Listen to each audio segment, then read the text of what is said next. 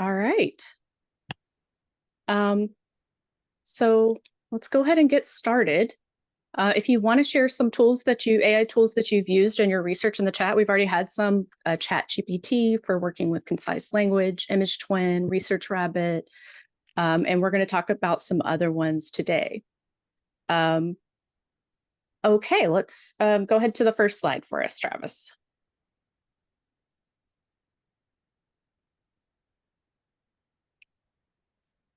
So my name is Larissa Gann, and I'm here with my colleague Travis Holder. We're both medical librarians from the Research Medical Library. If you're not familiar with us, you can find us on Inside just by typing in library, or you can also Google us. We're the MD Anderson Library. And we're going to talk about AI tools for literature searching today. We've been playing around with these quite a bit, so we thought it would be fun to talk about what's out there.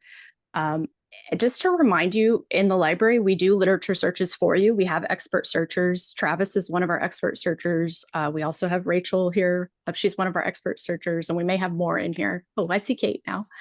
Our expert searchers will do a literature search for you. So if you have a topic and you don't have a lot of time to do a literature search, or you're not sure how to approach it, you can put in a request on our website for help, or just to consult with a librarian too, to ask a little bit more about literature searching. So before we start, I wanted to remind you that the institution does have guidelines on purchasing and using AI in research and work. You can find them on Inside. I've linked to them here and I'll share them afterwards. I just wanted to remind you that there are some guidelines in place. Keep an eye on Inside to learn more. Dr. Chung has done some articles and I'm sure her group is gonna keep reporting out on new things with AI. We're just gonna focus on literature searching today. So what I'm gonna talk about is the sort of what's out there right now for literature searching, what kind of AI tools are there, and what they do.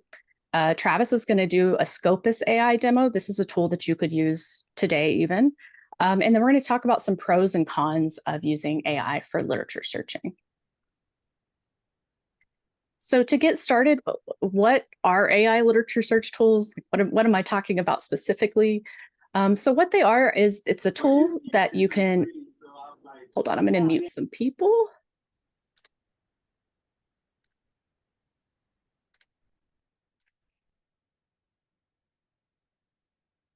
Got it. Okay. So what are AI literature search tools? So basically they're a tool where you can ask a question, and it's a natural language question. And what I mean by that is you can ask a question like you would ask me a question, or I'd ask you a question, just type it out.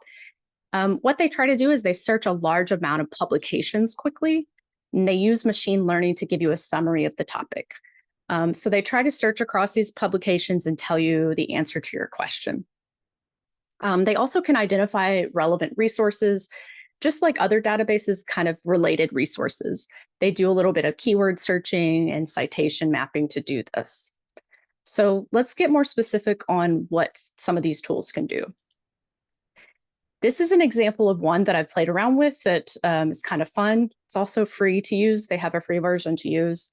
And this one's called Consensus. So I wanted to show you this as just an example. You enter in that natural language question. So this one is, does exercise improve cognition? You can click that little synthesize button, and it gives you a summary of the literature. So it tries to go out and search and give you the answer to your question. So there's a quick summary, and then if you look lower under Copilot, there's some more detail to the summary. Now, one of the advantages to these AI tools versus ChatGPT is that you can see that there's citations linked. So you can actually go out and look at the citation and see how they came up with that summary.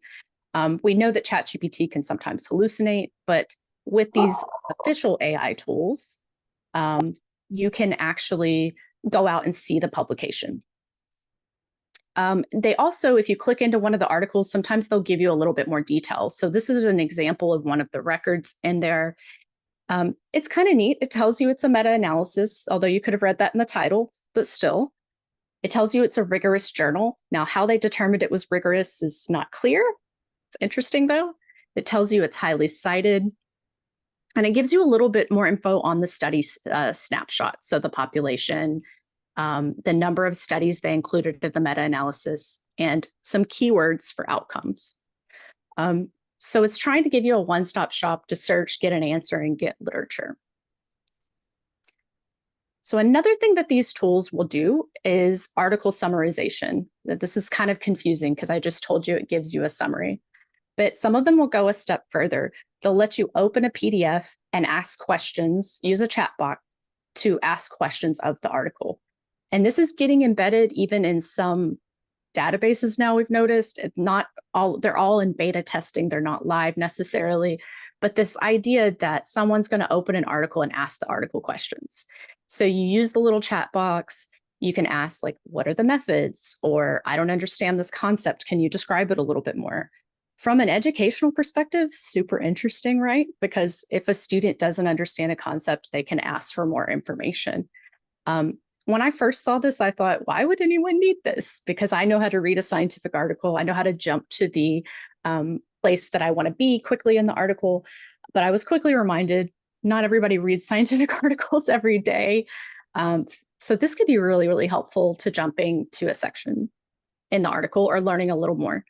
One of the disadvantages is sometimes the summaries are kind of incomplete. They're very like surface level summaries. It's not a problem for general reading, but obviously you might still need to dig a little bit deeper to learn more detail about the article. So someone asked if consensus is free. There is a free version that you can use, and we're going to show you the pricing on these later. Okay, this is an example of one of these summarization tools. So this is SciSpace. SciSpace allows you to open a PDF. So you see this, the PDF is open there. So you could just read the PDF if you want. The other thing that you can do is you see on the right-hand side, there's Copilot. Not to be confused with Microsoft's Copilot. It's a different Copilot. But you can ask it questions. It will give you little prompts at the top before you start asking questions in the chat, like, I don't understand the methods, or tell me more about the outcomes.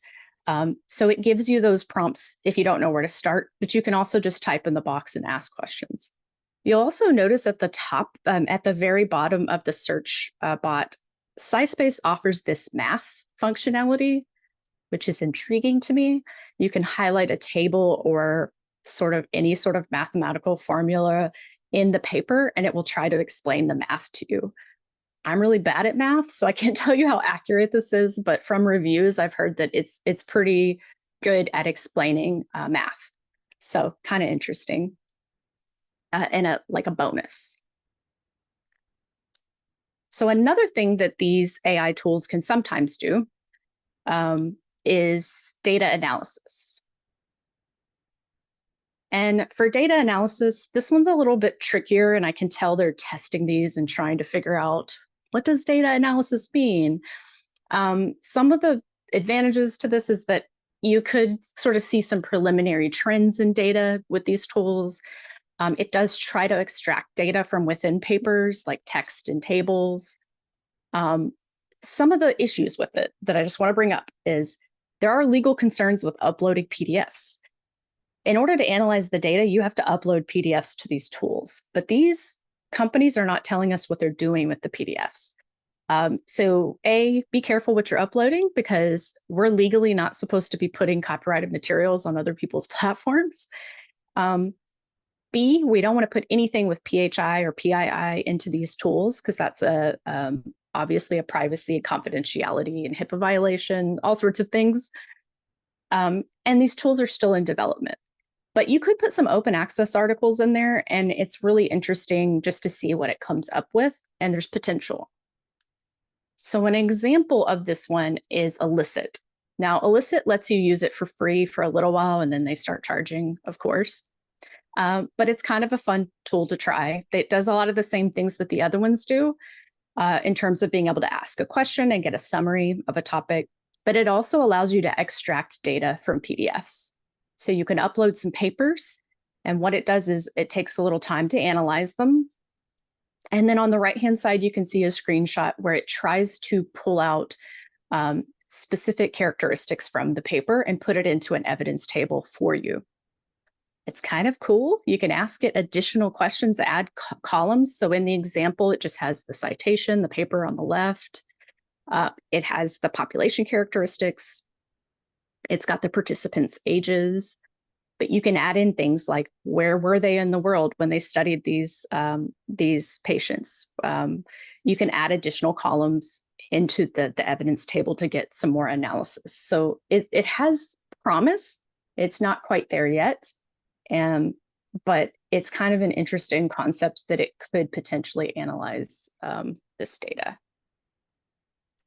I wanted to also mention, and I forgot to mention this before, when you're working with this data analysis tools, remember that there are already data analysis tools available depending on the type of research that you're doing. So there's things like Deduce and Atlas for qualitative research.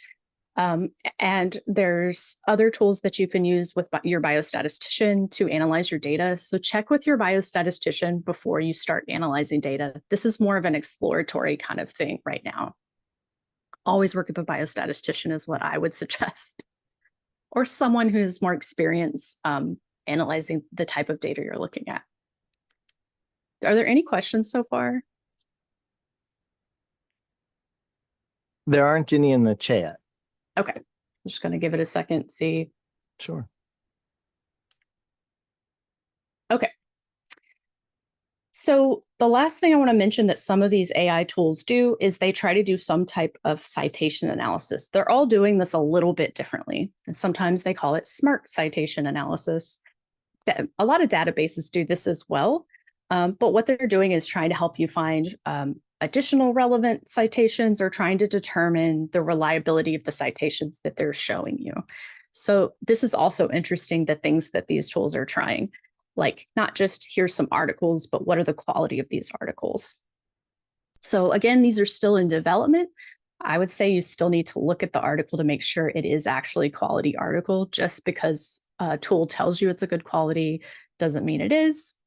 And AI companies are really not transparent on how these are determined right now. So like, how are they determining it's a good article? Sometimes they'll just say, hey, this is highly relevant, but they're not telling you how it's highly relevant, or why is it a good journal? Why are you saying it's a good journal? So that's just another thing to consider. So an example of this that's kind of neat to look at is Cite. Cite is another tool where you can do that general search. It will give you a summary. But one of the things Cite has added value of, I think, is that they try to tell you whether there's supporting or contrasting evidence citing that article. So if you'll notice in each record on the left-hand side, it'll say supporting or contrasting, or sometimes there'll be a little gray icon for like, we don't know. They're trying to measure who's citing these articles and whether they're supported by other studies. So you can click in a little more in depth and look at the green check mark and see what other studies support this. Even more interesting to me is you can see who's not supporting this and why. Sometimes it will show a retraction even. So give you that information in one glance of is this article supported by other things in the body of literature? So someone asked, does the library subscribe to any of these tools? We're going to talk about that. It's perfect timing. So right now, we don't have any of these tools, except Travis is going to show you Scopus. I'm interested in these tools. I want to know over the next few months what y'all are interested in. We can't buy all of them, and but we want to know kind of what y'all are interested in moving forward, so we can try to make some decisions on purchasing maybe next year. So that's kind of part of why we're talking about it. Okay, so someone else asked, would it be unethical to open an article in Edge and ask questions using the Copilot feature? So this is something I want you to think about because I don't have the total final answer to this, but I've talked to some people in information security about this. Technically, you could do that today. You could open an article in Edge and you can ask questions with the Copilot tool. I wouldn't say it's unethical because we've subscribed to those articles. You're opening an article in your browser, But what we don't know is Microsoft taking any of the text from that article and are they storing it in any way? We haven't licensed any of our journals for AI because this wasn't around, this wasn't a thing until not long ago.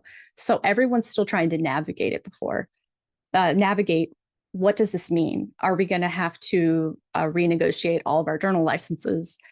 I can tell you, I spoke to someone from one of the big publishers that was like, no, you can't open my articles and read them. So I think if you're in network, you're opening an article and you're using it. I don't want to say yes or no, Travis, because I don't know the answer to it. I have tried it and I've done it. So it's a good question. I'm hoping that the institution's going to give us more clarity moving forward. You're not technically uploading an article to it. So I have played around with that and done that. And remember, a lot of our materials are open access too. So those I would say are definitely okay to use. It's not a satisfying answer, I think. Maybe next year we'll have a more satisfying answer. Travis and I made a little table for you so you could see the tools that we are talking about today and kind of compare them against one another. We thought this would be helpful. Most of them charge money. The only one that really allows you to do kind of free stuff is Consensus. And then Travis is going to show us Scopus AI that you can use right now. I also want you to note that the data source for most of these is Semantic Scholar.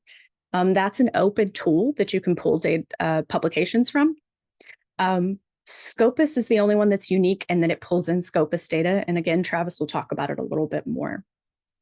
There are some quality indicators in each of these tools. And what I mean by that is they're all trying to rate these journals and papers in some way, but they're not, the tools are not being super transparent in how they're rating these papers. So just keep that in mind. If it says it's high quality, you can't fully trust that. You still need to look into it, make sure it's high quality according to your criteria. The other thing to note is the results. Most of these are only analyzing the answer based on 4 to 20 citations. So they're giving you an answer that they're mostly being pretty definitive on based on only 4 to 20 studies. So it's kind of limited right now, and you want to keep that in mind. And then there are some unique features in each of them. I'll let you look through those if you're interested, and we'll definitely share this with you afterwards. But we thought this would be a helpful takeaway. So I'm going to pass it over to Travis, and he's going to show you one tool that you could play around with right now.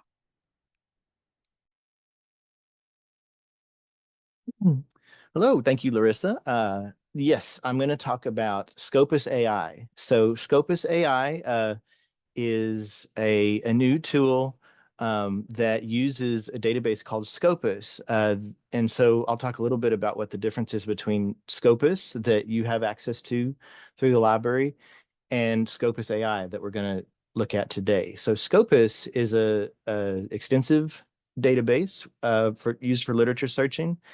And it also is used for citation and metrics kind of work.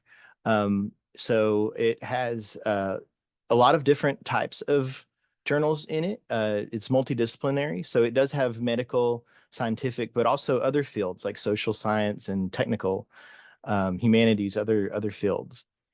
You have access to it through the library, and the librarians will often use Scopus for literature searching projects like systematic and scoping reviews. Scopus AI is a tool, an AI tool that uses the Scopus database and the data in it.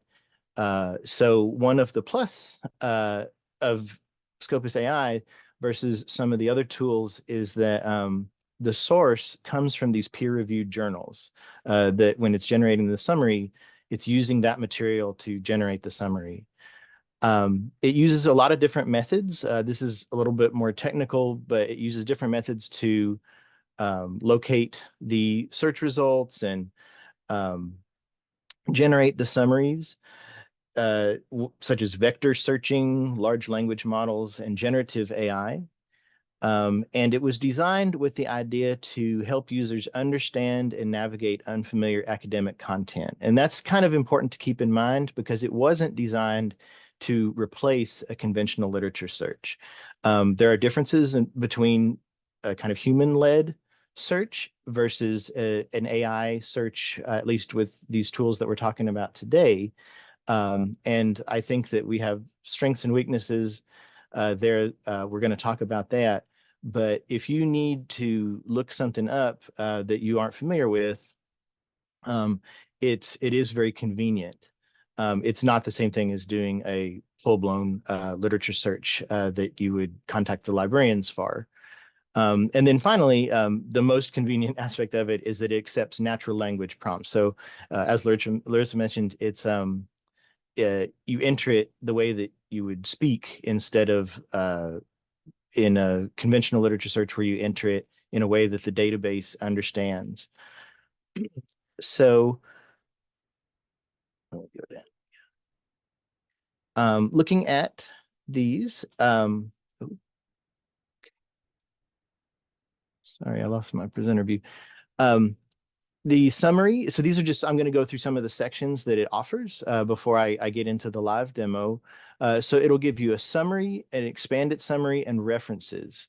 So you get two summaries. The first one is a kind of brief summary, and it will kind of boil the response down into bullet points versus the expanded summary that goes into more detail. And for each of these sections, there's a different set of references.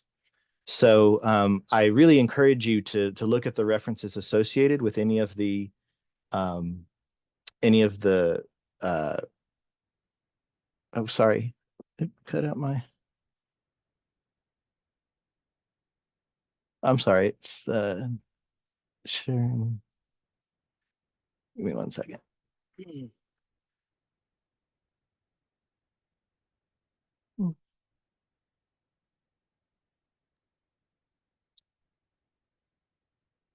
So someone asked while you're doing that, Sure. does the tool search the keywords with the abstract section or the full article? Most of these tools are searching the keywords and titles and abstract because they don't have access to the full text articles, but most of them are just searching the title and the abstract and the keywords. That's a good question. That's a great question. Okay, here we go. Okay, can you see my screen? Yep. Okay, all right, sorry about that. Yes, I encourage you to, when we look at the tool and when you experiment with this on your own, to look at the references that are being used to generate these summaries in both the brief and the expanded summary sections. There are also a lot of other ways that you can get through and kind of find even more summaries along the way using it. There's also, it will show you foundational documents. So foundational documents, Scopus, in addition to having article records like PubMed or Embase, Scopus also uses citation data. And so Scopus AI is able to determine which of the articles that are used to generate your summary, which of those are foundational in the sense that they've had a lot of citations, they've been cited a lot. And generally, these are going to be a little bit older because it takes time to kind of accrue that many citations and for people to notice the article and incorporate it into their research. You can also see related documents. So in addition to the foundational documents, these related documents, they might have cited some of the foundational documents. And you'll see, even in a small set of references, how some of the some of those will cite the same research. Another thing that is very neat about Scopus AI is it will create these concept maps. And so the concept map, this is an example, and on the left, that is kind of a visualization of the question, and then it'll show you these different concepts that are used to generate the response to that question. And for each of those different concepts, you can click on it and kind of focus in and see how specifically it is related to generating these responses. So that's one of the things that I think is very interesting in Scopus AI. And then lastly, before we actually look at the tool, I just want to show this notice that Elsevier, who make Scopus AI and the regular Scopus database, they have this message there on the screen. So some of the things that we've touched on already, AI in general, not just Scopus AI, it can generate responses that are either misleading or inaccurate or biased. And so it's good to be aware of that. But also you don't want to put in things that are copyrighted or confidential or sensitive information. And that's not just because of the limitations of one tool. It's also part of the institutional policy, institutional concerns. So let's take a look at Scopus AI. And first I'll show how to get there. If we go to the library website, then in the top left corner, we can go to find information and then down over to databases. And databases, here we have different databases that you have access to, including Scopus. But in this case, what we're going to do is go down to the alphabetical list of databases with descriptions, and then go to S for Scopus AI. So the reason why Scopus AI it takes one extra step to find is because it's a trial. We don't have permanent access to it, ongoing access to it, because this is something that we're still kind of trying to figure out where to go, where the institution is going with AI. But this is where you can access it. And then also if you're in the S's, you can see it down here too, alphabetized. And if you click on there, I'll put this link in the chat too. So that's clickable.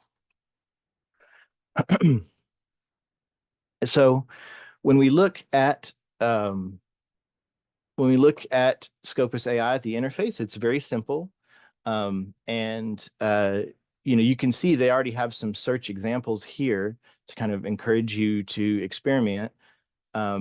And let's just try the question that was used to generate that concept map. So what is the relationship between liver cancer and hepatitis? So if we click here, then you can see it takes a little moment and it generates a summary. And you can see in this case, it used 6 references to generate that. And so if there's a statement that you want to look a little bit closer, you can see the numeral there and show all 6 references, and you could go down to the corresponding article. Another thing too, when we have that, so this time it shows me the abstract of that article. You can also export the references. You can also copy some of the sections of text. So in this case, if you wanted to copy the summary, you can click on this little button here and then go into a Word document and paste it. So this is a pretty brief thing. You could read this pretty quickly if you wanted a little bit more detail. You can see it's generating it again. It wasn't automatically generated when we did the first summary. So it kind of works through each section as you need it. And when we scroll down here, you can see not only is it longer, but you can see this one used 7 references. So up here, the brief summary, excuse me, used 6 references. And then down here, it's 7 references. So some of these are not going to be the same. And that's why in a little bit, we're going to be talking about something called prompt engineering that can affect what it is that you're looking at based on how you enter the terms. But you can see where these are bullet points. These have kind of bullet points underneath each section, right? And with their own references. So just like in the section at the top, you can view the references. You can also export all the references too. That's another thing that I like. Uh, since Scopus AI is integrated with the regular Scopus database, another nice thing is if we go to one of these, well, even before we go to an individual article record, you can see here, this epidemiology of article, it's got the 253 citations. So if I click on the title, we have we briefly left Scopus AI, and now we are in Scopus. This is what you can do in Scopus to look at references that article used.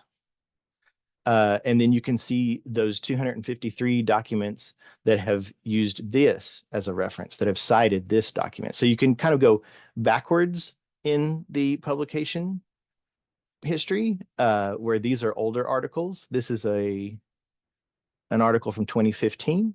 So these articles are going to be from 2015 or before, 2002, 2007, 2009. And then these are going to be more recent than 2015, 2024, actually all three of them 2024. So you can view those as search results and filter and do things that would be similar to PubMed. But Scopus has very deep citation data. So anything that you find in Scopus AI, very often you can link out to a view within Scopus and have access to additional layers of data. So down here we have the concept map, and you can see this is pretty similar to the one in the screenshot from the PowerPoint. So we have liver cancer here, and it's a little different though, because in the PowerPoint it said liver cancer and hepatitis here on the left, and then here hepatitis is all the way on the right. So there are these things in the middle, and if you click on one of them, let's say antiviral therapy, it runs a different search, an additional search, and it will kind of give you this version of the question. I see it's still generating the response, where it focuses on the aspect that you clicked on, that kind of combination of those things. So you can see, even though it doesn't mention explicitly hepatitis here, and that's not what we clicked on, it's still in the responses here, retaining hepatitis related information in the response. So you can click around, and I really encourage you to kind of try different versions of your question. And another thing too that's kind of neat, so yeah, they call it concept path, is when you use the concept map to build on your original question.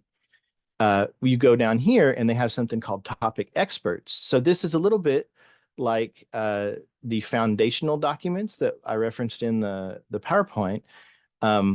These are people that have published on this subject. And so, you can see in Scopus, in addition to having information about articles, there's also information about authors.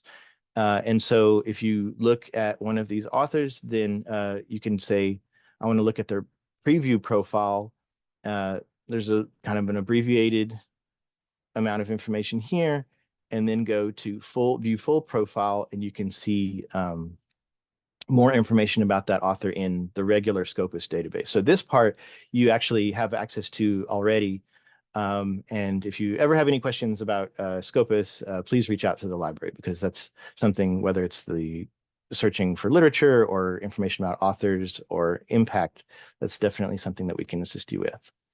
But I like very much how Scopus AI and Scopus work together to provide this information for you. You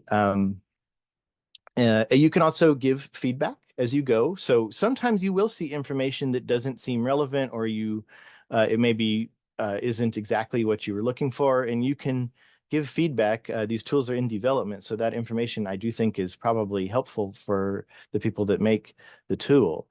And then this Go Deeper, it's offering questions for you to ask that are kind of continuing the type of research that you started out at the top. So if we click on one of these, go deeper, then you can see it doesn't get rid of the question that you already asked. It just continues down.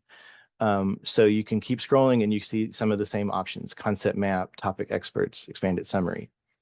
I mentioned the references here. So this reference in the right column is these are the references for the brief summary. The foundational documents here, if you go, you can see, I mean, these are 2,000 citations, 2,600 citations. So these are going to be things that have a lot of attention and been cited by some of the articles in the other sections. There's also the related documents here. So one thing I want to mention too is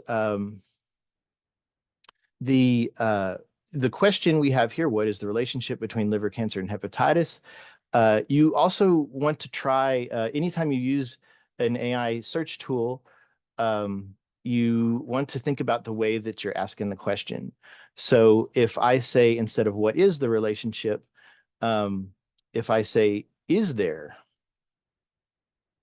a relationship, then just to keep in mind, this shows 6 references, and we'll take a kind of a glance here. This is the concept map, right? Just kind of keep a mental image of this and these numbers. If I click, is there a relationship, as opposed to what is the relationship, then you can see now I have 5 references instead of 6. And for the concept map, let's see what it looks like. It looks a little different. So even though these references, some of them might be the same, some of them might be new, or at least different, we know there aren't as many in this phrasing of the question. And we know that the concept map looks a little different, which means that I can click on these and it's kind of guiding me potentially in a different direction if I'm using the interface to continue my research. So this is, they call this prompt engineering, where you try to design the way that you enter the terms in a way that the database will give you the response that you need. And so I really encourage you to try different versions of the question whenever you're entering information here. Another thing, so we have, is there a relationship between liver cancer and hepatitis? What if we put something else in? So just to briefly say, in conclusion, it strongly supports a relationship between liver cancer and hepatitis. So that's and said the same thing or something very similar for the earlier version of the question. If we change it to pulmonary cancer, and we'll say, what is the relationship? So here, there's sort of an assumption built into the question, meaning that there is a relationship using these two concepts. If I ask that question, then you can see it's telling me that there's limited information. So in this sense, or in this case, it is saying that there might not be enough information to give a conclusive answer, which is good. That's what you want an AI tool to do. If there's not enough information, you don't want it to make something up. And Scopus is using these peer-reviewed records from the Scopus AI is using it from Scopus, which is, I think, one of the benefits of using Scopus AI. But that being said, there is a lot of information in there, and these tools are still in development. So, you want to check the references anytime you see something that you can't be totally sure that the summary is conclusive, even when it says that it is. You still need to do a little bit of follow-up information to verify what you can. And so that's a little bit of a tour around Scopus AI. It's tempting to try to put in fun questions or different kinds of I don't know, trivia type questions. And there are a lot of different types of journals in Scopus. But I would just say, when you're using it, you want to have the same considerations in mind that you would using any other AI tool. and it isn't really designed for to replace the human literature, human-led literature search. It's like they said, for catching, and what is it? This is the quote from Elsevier: "Understand and navigate unfamiliar academic content."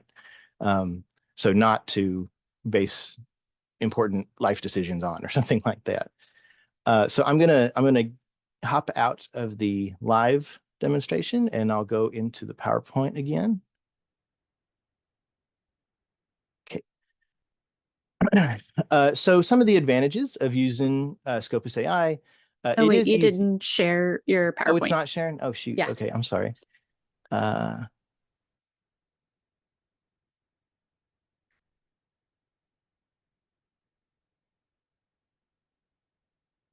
there it is. Okay. So it is easy to use. It's very convenient and it's very quick. It's convenient because you don't have to think of every single way to say a term like you would in some of the other databases. It's quick, it generates it. Even when it was going a little bit slow, it's still much quicker than doing a thorough literature search. And in some of these tools that we've talked today, we actually know a little bit about the sources. So in that sense, it's more reliable. The AI literature search tools may be useful for quick questions and answers, but you also want to be aware of the disadvantages. They're not necessarily transparent, even though we know some of the sources. It's not really clear within those sources how it selects what it does. They do cost money, referring to the chart, and even that is still in development. How much they charge has changed even since we started kind of working on this presentation. It doesn't search very far back. It's not always clear how it searches, but we don't know that it searches far back every time either. And then the prompting, even though it's not the same thing as searching Medline, Ovid, or Embase, where you have to have the syntax just right, the prompting is important how you say it. And that's why, we encourage you to try different variations. Of course, some of them, the limitations are based on the number of queries that you can do. So doing multiple variations of the same question actually kind of uses up some of your turns using the trial. Not with Scopus AI though. Scopus AI we have right now, and you can really play around with it a lot. AI literature search tools are not transparent in their search methodologies, so they cannot be used in place of a comprehensive literature search. So I'm going to turn it back over to Larissa. Okay. So these tools are fun. They're super fun to use, and I use them. I like to ask questions. I like to ask the fun questions like Travis asked. We asked a couple things that were pretty silly when we were playing around. But we wanted to give you another chart for just what human-led literature search involves versus an AI literature search, just to remind you that there are some differences and some pros and some cons for them. So when we do a full literature search, we're selecting specific databases that are focused on the topic area that we're studying. AI tools are searching really broadly. They are not very focused yet. They're using a free database online to pull these publications. So it's a little bit of the Wild West there on what they're searching. Also, you want to consider the depth of the search. So it's fine if you're doing a preliminary search or you're just trying to find a quick answer to only get a handful of results. But when we're doing a literature search for publication or for presentation, we want to make sure we're searching deep into the literature. We don't want to miss an important citation. We don't want to cherry pick our evidence. We want to make sure we're seeing the full picture. There's also a question of reproducibility. So when you publish a literature review, you have to be able to reproduce your search. This is part of the methodology. A publisher can come back and ask you to reproduce the search. That does happen. We're asked to do it sometimes. Usually it's to update the search.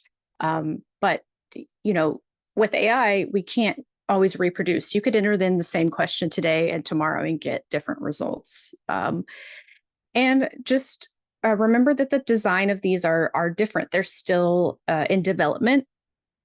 So you're using a natural language search, and it can result in different answers in different times. But with a human-led literature search, we're going to use a very specific search strategy, and we're going to get back the appropriate relevant results based on keywords, subject headings, and filters.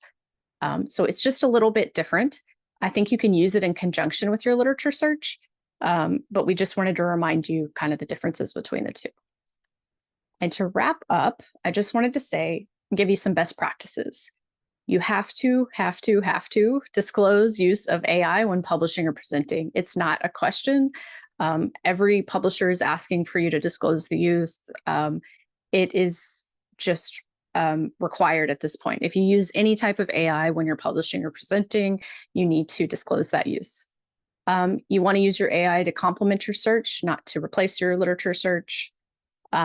AI tools also can't replace a human, so you want to verify the assumptions and the answers that it's giving you. Make sure that they're accurate. And be aware of potential bias.